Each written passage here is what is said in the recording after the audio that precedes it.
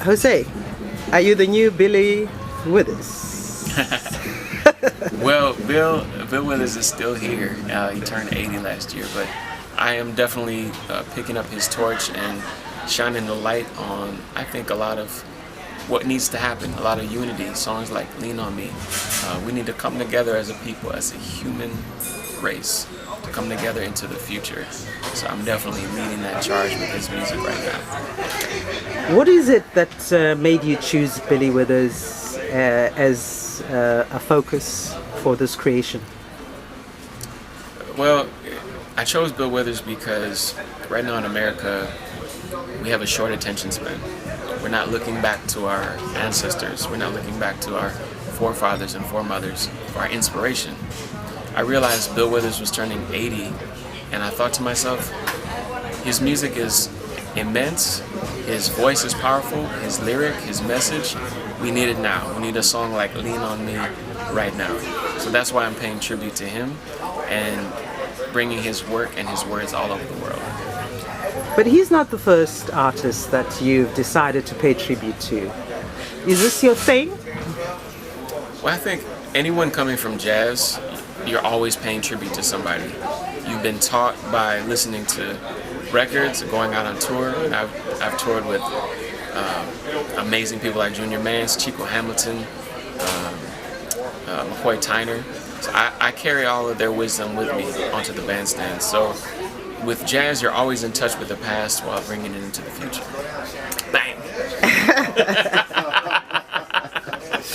And talking about the future though, and especially with jazz, conversations are going on about how to get the young audiences and grow that audience, and develop it. And I think what you do is a way to do that. Do you agree? Well, I think that there's my generation and the generation that's coming after me, we were raised on hip hop. We were raised on a lot of music that has a connection to jazz, but has a different rhythm, a different energy.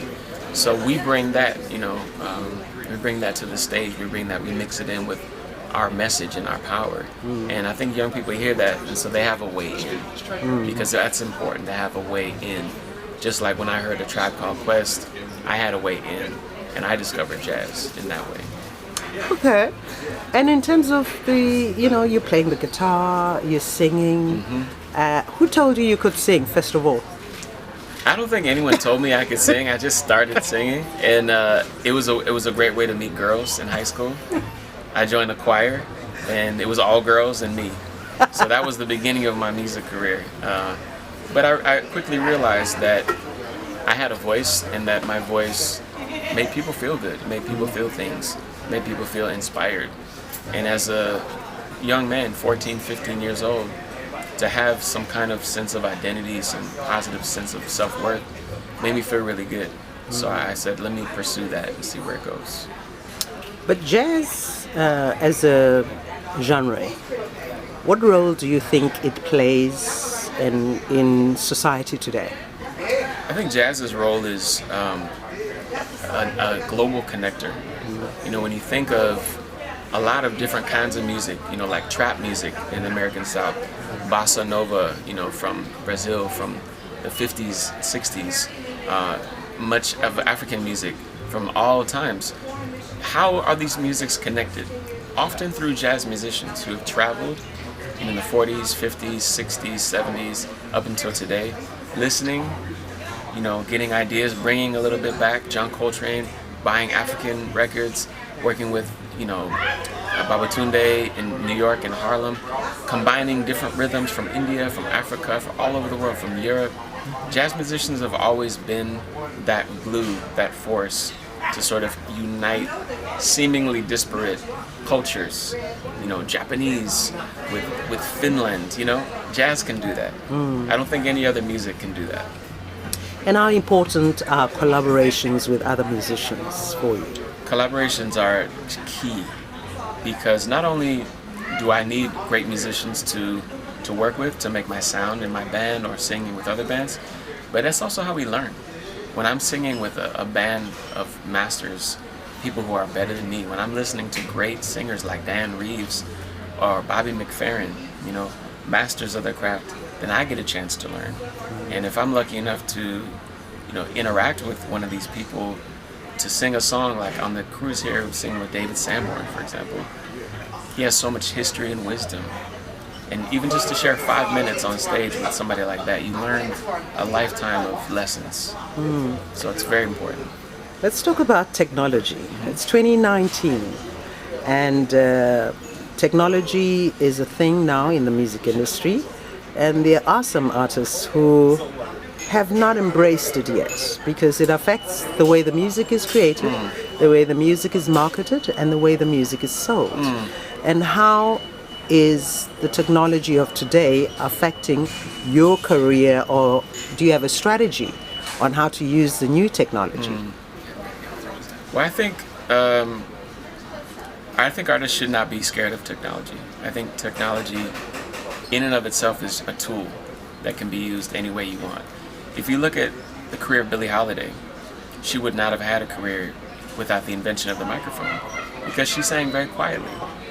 And she wouldn't have survived, because before that they had a big megaphone they would hold up and sing in a cafe or a crowd with a band. She didn't have a voice that could sing like that. So for her, she embraced this new technology. And I think, you know, in the same way,